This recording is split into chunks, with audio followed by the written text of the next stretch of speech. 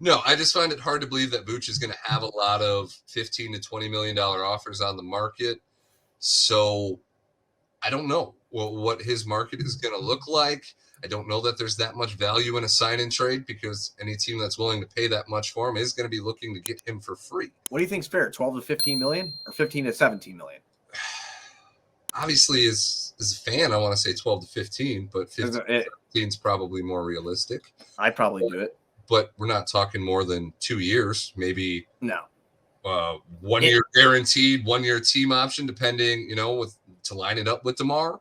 Because if you think that you can compete and you just want to tweak this and the retool that everybody was calling for because they didn't want to blow it up, I think Vooch needs to be back. I mean, he is such a centerpiece. He's a fucking double machine, and he shoots 35 to 36% from three. Okay. So, no, that's not a guy you can let walk for free, but I just don't know where the Bulls are getting this money. Unless you're trading DeMar in a cap dump style trade where you're getting positive assets back as well that you can see as rotational players, I don't know how you free up that money. Yeah, that's true too. No, this is going to be a bitch. I don't know what they're going to do when it comes to the offseason. But ultimately, I do think Zach's play makes it easier for them to make these moves because you have your guy. To start this season, DeMar was your guy. You were still unsure of Zach. So if he finishes this season the way that he's been playing post All-Star break into the play-in, I mean, since December, really, he's been on fire. Not on fire. I mean, he's hit lulls, but he has been damn consistent since December. But Zach proving himself, I think, makes it easier to make decisions than it does to lock into this continuity. When you locked into the continuity, you were still waiting to see if the guy that you gave that max bag to could be that dude. And at this point, you're using DeMar as a facilitator. Obviously, he's still going and getting you 20 plus as well. But I do think there's ways that they can construct this roster around Zach as long as this is the play that continues. Zach has played more minutes this year than he has pretty much throughout his career. Yeah, this is actually a career high in minutes for him. It's a career high in games, too. So, I mean, and that's what you want from your max player. He's coming off an injury, and he's playing more minutes, and he's playing more games than he's ever played in his career. So, I think your confidence at this point right now with Zach has to be extremely high. Obviously, you can't make any moves until the offseason anyway. But I do think Zach's play makes it easier to retool around him than it is a full tear-down, rebuild, blow-up. And I think you got to work your magic and keep Patrick Beverley around on a veteran's minimum or some kind of mid-level exception. I'm very curious about Patrick Beverley and what's going to happen with him after the end of the season. I'm just being 100% honest with you. Do you think his impact is great enough that he makes Caruso an expendable asset?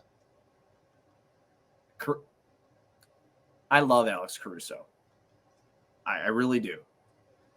If we were a championship team, that might be a different answer. But I don't think we are. I've always been fine with Caruso. No, every time he misses a game or gets injured, I cry about the value that we could have had at the deadline. Right. I mean, I love Caruso, but he is not that much of a game changer when you don't know what you are. And that's a problem. He's not good enough to be a starter. I know he gets a lot of starts for us, and he has been a part of this awesome rotation that we have right now, but I need a bigger sample size in this. His availability is a question mark not because he's made of glass, it's because he fucking kills himself every game. And I will not take anything away from Alex Caruso. He's one of the hardest fucking players I've ever seen. That guy does not care who's coming at him, does not give a shit. He'll put his body on the line, whether it's taking a charge from Joel Embiid or LeBron James, jumping into the crowd to save a ball. I mean, he's nuts. I give him all the credit in the world. I like Alex Caruso, but the whole value that he has on that contract is really hard to hold on to when you're in the spot that the Bulls are in. Right. That's what I mean. So, and we're so guard heavy. And you got to find money somewhere. So right. I think Caruso is a contract that you can move to a team in the offseason without having to take much salary, if any salary back at all. Oh, in the offseason, you can make a lot of shit happen. Which with as much criticism as we've given the front office throughout this season, that is the one thing that they have proven that they are very good at is sign and trades, making the numbers work, making things happen that don't look possible on paper, working the cap rules to their favor. And making changes. Though we haven't seen many of those changes since their first season and a half here. We locked into continuity.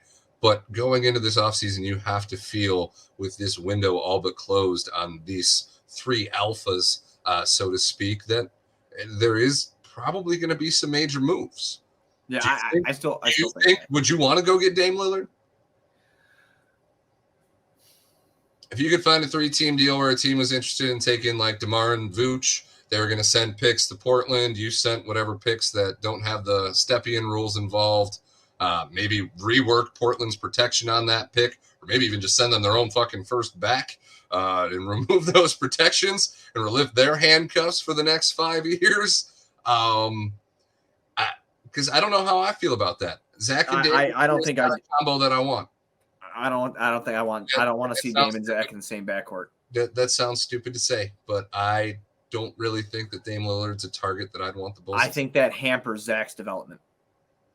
And at this point, I think I'd rather have Zach's long-term contract in his prime than Dame's $40 million contract. I think it'd be fun as fuck. Like, don't get me wrong. I think it might be fun, but I'm not.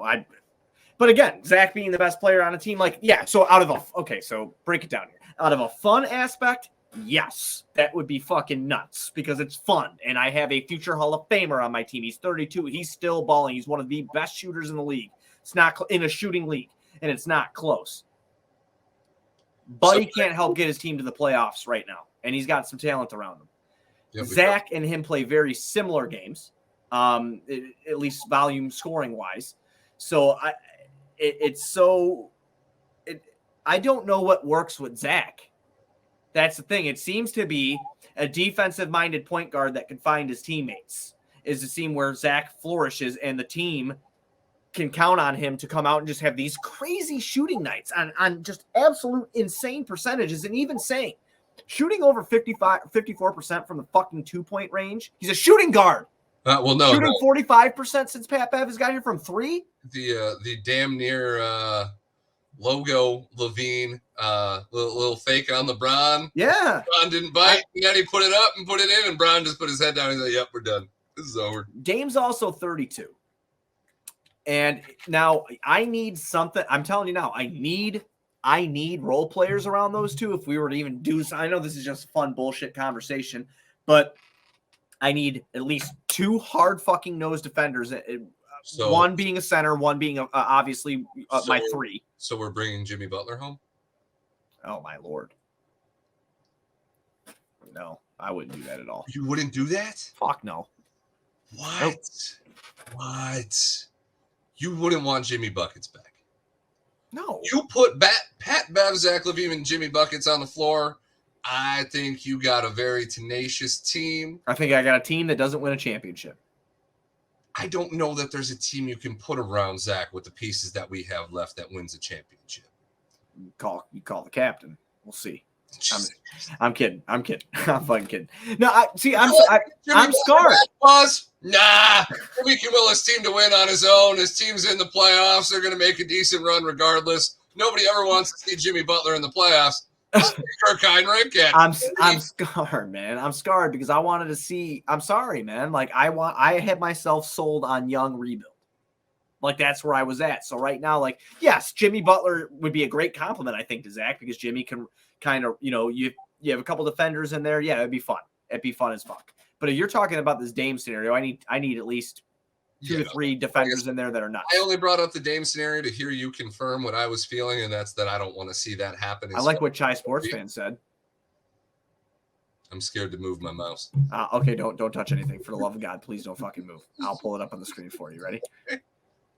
He spelled Chris wrong. Dumbass. Yeah. I was kidding. He spelled Chris Middleton. It's okay. Yeah. No. Yeah. Bring back Dunn. Chris Dunn Island, baby.